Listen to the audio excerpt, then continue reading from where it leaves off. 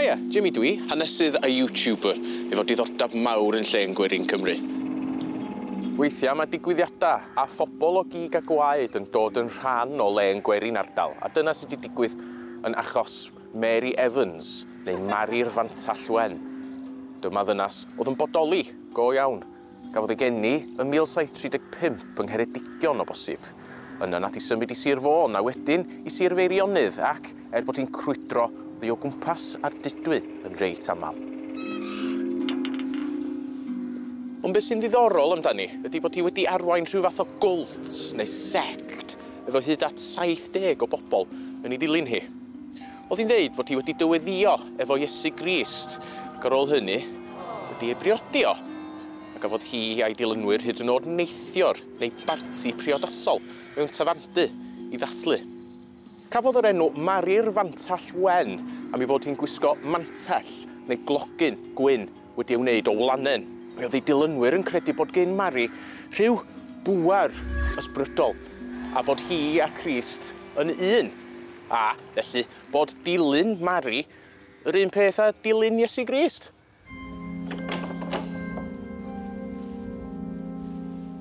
Byddai hi a'i dilynwyr yn gyfarfod pob dydd Sul rwlan pell o bob man ar ben bryniau neu fynyddoedd ac yn cael rhyw fath o wasanaeth bach. Mi fydda Mari yn darllen o'r Beibl a'r criw yn llafarganu neu'n gyd-adrodd yn uchel.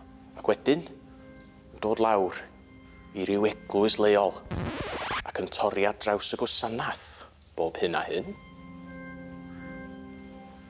Ond oedd bob dim yn digon ddiniwad a doedd cwlt Mari'r Fantell Wen ddim yn un sinister iawn fatha teulu'r Mansons neu'r People's Temple oedd ganddi ddylanwad mawr ar ei dilynwyr. Un peth oedd Mari'n credu hefyd oedd nad oedd hi am farw ac oedd ei dilynwyr yn credu mor gryf yn hynny nes pan nath hi farw go iawn yn 1789. Nath nhw wrthod ei chladdu hi.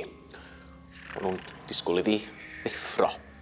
Nath hi ddim, wrth gwrs, ac yn y diwedd wrth rhaid i gwnstabl y plwy fyny bod Mari'n cael ei chladdu am ei fod o'n poeni am iechyd pobl. Mi oedd ei chorff wedi dechrau pydru erbyn hynny, da chi'n gweld.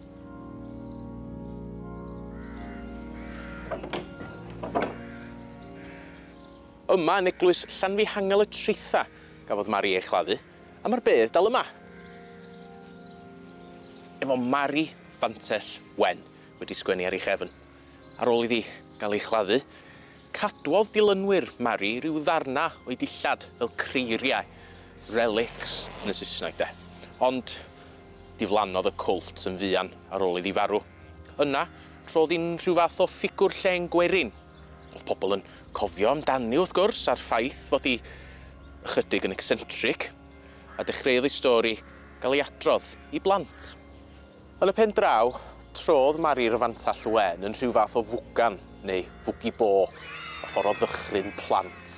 Bydda rhieni'n rhybuddio i plant nhw dod nôl i'r tŷ cyn iddi dwyllu, rhag ofyn i Mari'r Fantell Wen gael gafal arnyn nhw. A felly, mewn ffordd, oedd Mari'n deud y gwir wrth sôn na fydde hi'n marw. Trodd hi'n chwedl yn lleol, a da ni dal i thrafod hi hyd heddiw yma. Dyna chi rhyw fath o anfarwoldeb de.